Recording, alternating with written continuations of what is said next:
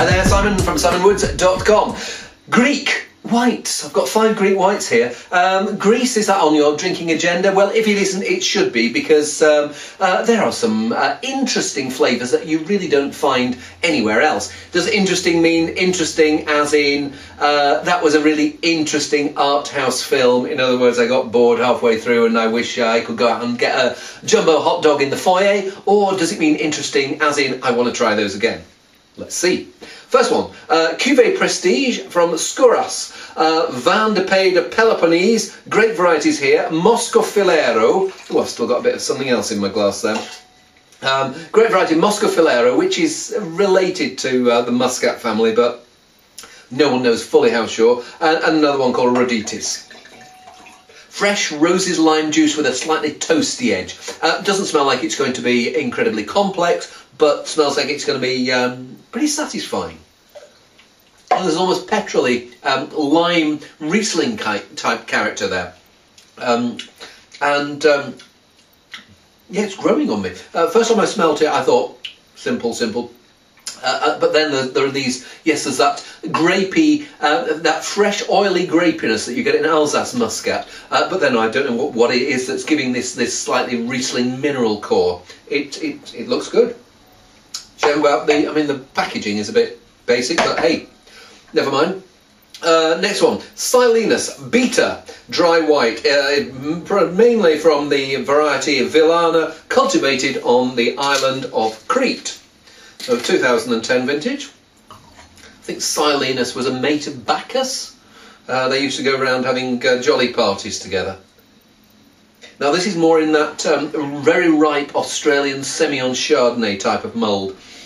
So there's the peachiness, well, he said waffling, the peachiness, but with a spine of something to keep it stern and fresh. Almost in the way that slightly petrol-y spine that you get there. Funny, I find that it smells better than it tastes. When you come to taste it, there's... it's an okay wine. It certainly wouldn't complain about it, wouldn't refuse a glass, but no extra mile there. There's no pithy minerality. I missed that the first one had that bit of that pithy minerality. Here it's just sort of like, here I am, I'm quite big. I'd like a little bit more freshness and spikiness to that. It's okay, but hey. Next one. It was Silogi Moraitis, a regional wine of the Cyclades, and the grapes here are, there are 2 grapes. Well, there's a grape called Assertico, which is a common theme across these 3. This one has 50% Assertico, but also 50% of the Malagusia, and it's from the island of Paros. Now this one does have the pithiness, and Assertico for me is one of Greece's great white grapes. It's got characteristics that sometimes remind me of Semillon, sometimes remind me of Sauvignon. It's got that pithy edge of Sauvignon and maybe that slightly more exuberance of Sauvignon, but then with maybe a bit of Riesling spine and minerality. But I get that character coming through, but there also seems to be some quite big, fleshy, round fruit. I don't know whether Malagusia is related to Malvasia, but there's certainly more rounder, tender fruit round there as well. It's good, but it's the bits I like of it are that pithiness, I think that Assertico character, and the Malagusia, yes, is maybe that's the one that's giving it a fuller, fleshier character. I'd almost want a bit less of that and a bit more of the Assertico, so maybe a 70-30 blend next time. Hey, who can tell? I'm not a winemaker. I just spit into a Scooby-Doo cup.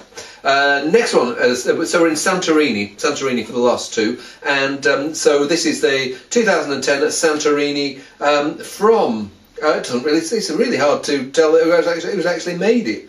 Artemis, produced and bottled, Artemis Karamolegos. Oh, San Torini Winery. Hey, I suppose it's a bit like Chateau Margaux from Margaux.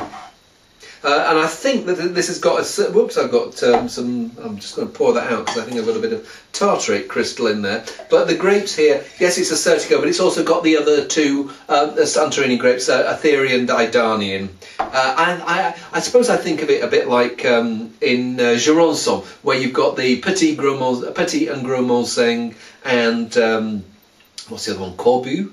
I think of Petit Monseigne as being the class act, and maybe the other two. Gros Monseigne next down, and then Corbu just giving a bit more. So maybe the Assertico is the one that I want most of in a wine like this. Let's see whether it comes through.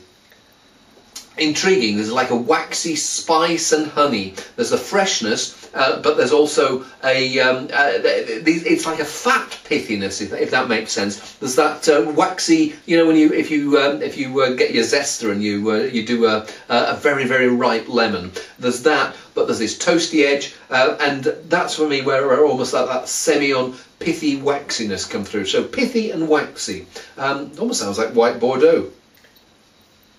But it's got a more exotic edge in there. There's this nutty, there's a vanilla, and there's something almost like pistachio as well. I like that because it's got weight and it's pithiness. It's rich but fresh. Fresh but rich. I mean, depending on which way around you want to come at it. Some for people who like wines with it, which have got a bit of grunt and a bit of body.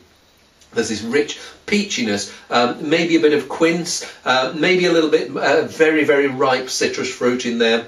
And for people who want a little bit of poise in their wine, there is this spine of minerality and that citrus acidity, keeping it fresh. Nice wine. Not sure how. I mean, it's 2010. So 2011 will be fermenting, or probably has fermented as we speak in November 2011.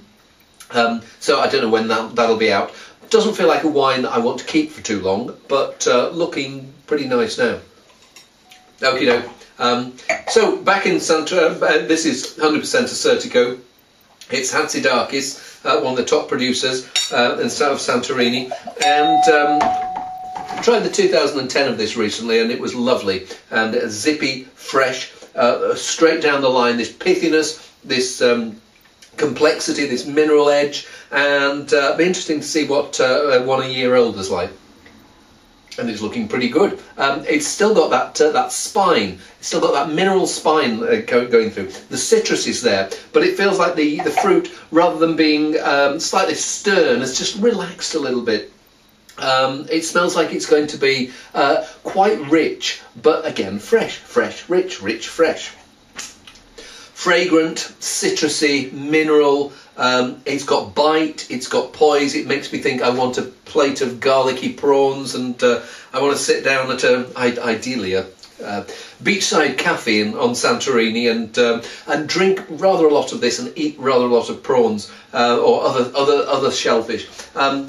It doesn't feel like it's a wine that I want to keep for very much longer, but certainly it's holding up very nicely now. So a wine that I would originally have thought maybe get through it as soon as DYA, drink youngest available. 2009 looks good.